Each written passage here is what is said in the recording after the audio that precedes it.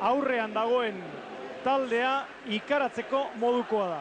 26 partidu jokatu ditu Europan, sekula ez dizkiote 2 gol baino gehiago egin, eta Benficaren kontra 2 gol Portugaldarre sartu zizkieten arren, eurek bat sartu dute. Beraz, 2 gol baino gehiagoko aldeaz ez dute sekula galdu. 14 garaipen lortu dituzte, 6 berdinketa eta 6 porrot.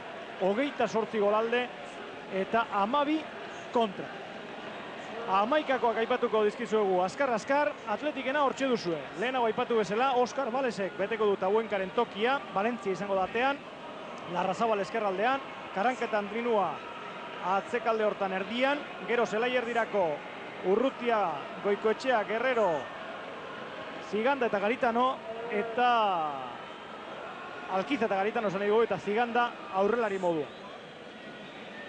Parma taldeak honako gizon hauek erabiliko ditu hasieratik. Buki, Musi, Dikiara, Minotia, Poloni, Couto, Branca, Dino Baggio, Kripa, Zola eta Sensini. Denak ere, jokalari ezagunak eta ia guztiak internazionalak. Hortxe dago Nebio Eskala, hemen izan zela Bokalson, baina orduan epailea Fredriksson zen, eta hau Marrazain laretan ibili zen. Zurigorriek ipini dute baloia jokoan, partido hasi da Jaun Andreok, eta giroa pilpilean Somamesen. Ander Garitano, baloia eskua zikutu du. Ondo bate bat dira falta hauek, arriskoa sortzeko modua egiten duten. Bestela oso zaila izango da arriskoak sortzea eta aukerak sortza hondik eta gehiago. Hortxe da Alkizaren jaurtiketa, buruz atzeran ikutu du Zigandak, baina erremate hori oso zaila zen. Alkizak behar bada goragotik bota behar zuen baloia. Bai, zergatik ez. Hortxe da Goikoetxearen jaurtiketa, Zigandak errematatu, gaizki, kanpora errematatu du Zigandak. Gutxitan izango du Nafarrak, hain aukera ona, bakarrik gelditu da. Ez zuen behar bada angulo askorik, baina egin duen errematea baina hobea egiteko modua bai. Bai, nik ustean dut olako aukerarik, ez dula partiduan zehar igual beste bat eukiko, ez? Oso ondo jokatu dute, esan duguna, olako faltatan egin behar da aukera. Arriskoa sortu du, aukera hor dago, ez? Ezin da barkatu. Garitano, baloia kendu egin dio Minotik, Karankaren jaurtiketa, kanpora. Ondo egin du Aitor Karankak, bera badaki, normalean indartu jokoan. Ez dakit ezian jarrita dagoen gizon hori bere neurrian dagoen, baina edozein modutan betik egindako falta jaurtiketa horretan arriskoa sortu du Goikoetxeak eta buruz baloia kanpora bota duena Kripa izan da. Nik ez dakit hori egitea nahi zuen, nik ustean dut lurrare jodula berak, eta baina gero arriskoa sortu du, ez? Piskator behian sartze balina baloia. Pasea Andrinoarentzat, Andrinoak egalerantz, Goikoetxearen erdiraketa, eta atezainak baloia kornerrera. Atletik ondo gauzak egiten, lasai, patxaran, eta buruakin, gauzak askar bukatu gabe, iriki, oinarte etorri dian arrisku guztiak egaletatik etorri dira, ez? Bai batetik eta bai bestetik, nik uste dut hori. Hortxe da korner jaurtiketa, oso irekia, burukada. Ona, eman du hor. Sensini, argentinarrak, baina Juanjo Valentziak eragozpenik gabe harrapatu du baloia. Bai, baina hor ikusi. Korner jaurtiketa izan daiteke lehen zatiko azken jokaldia. Aukera italiarrentzat jokaldi nahazia eta falta dirazi du hor Bokalsonek. Falta dirazi du Bokalsonek. Itxura baten atezainari egindako falta. Baten zuen atezainak eskuan zuela baloia. Abokatu egin da lehenengo zatia.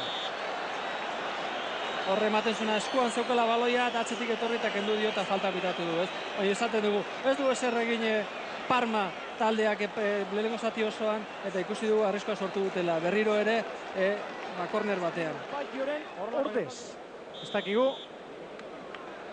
arrazoi taktikoak edo fisikoak diren. Itxura baten, lesioren bat izan dezake Baggio.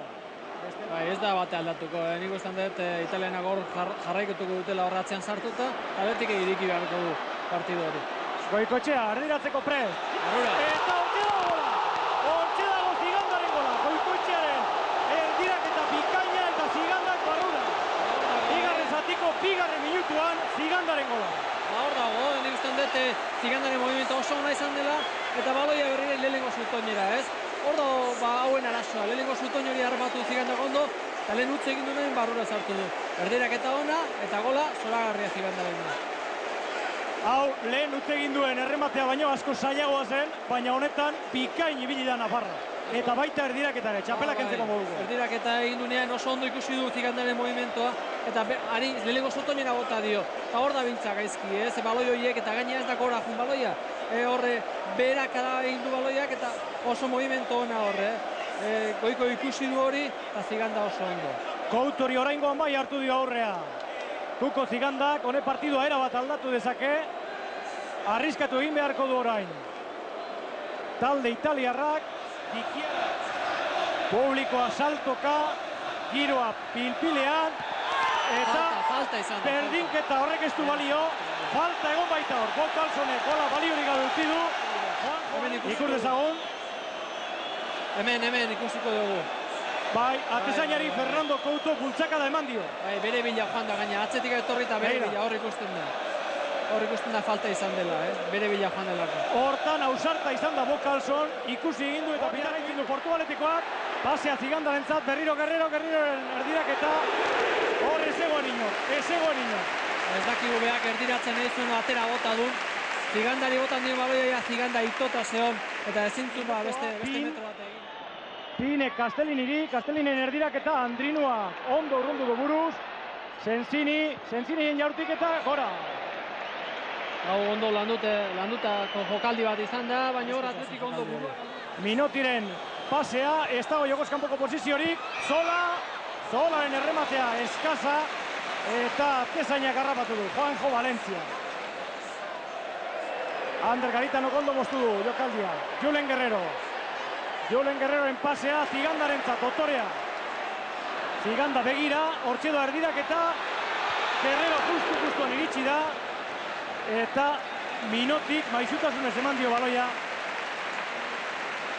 Bere atezaina. Egin zezaken gauzariko onena, 46 minutu zerdi. Laizter bokatuko da hemen partidua, Zola, eta amaitu da. 46 minutu 18 segundoko iraupena izan du. Bigarren zati honek, bat eta huts Atletik nagusi, Ziganda sartutako gola, eta zurigorriek Europan aurrera egiteko itxaropena badute. Dena den Italian jokatu beharreko partidua, hori beste kontu bat izango da. Eta epailea berak ere zerikusi handia izan dezake. Bai, epaileak eta nik ustean hango ambienteak, nik ustean eta hauekin behar dutela konzentrazio handiak jun, eta partidua jokatzea jun, ingurua utzi alde batera, burua hotz, emaitza oso ona da. Emaitza honek egin behar du beste taldea aurrera begira ipini. Eta batiz bat, baita konzentrazio osoak jokatu atzean, askotan emaitza izaten da ez dakigu aurrera joan behar dan, oitxoin behar dan, ez? Gaur Atletik joko hori egin lehike, eta batiz bat angola egin behar da pasatzeko. Hori garbi duki, nik ustean golik baldin nada egiten oso zaila izango dela pasatzen.